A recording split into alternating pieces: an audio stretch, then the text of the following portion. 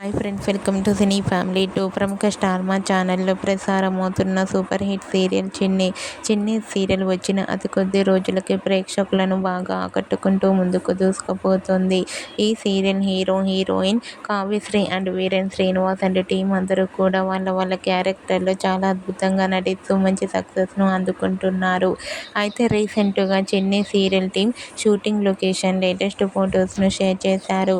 ఆ ఫొటోస్లో చిన్ని serial team అందరూ నైట్ 2 గంటలకు షూటింగ్లో పాల్గొంటూ చాలా బిజీగా కష్టపడుతూ కనిపించారు.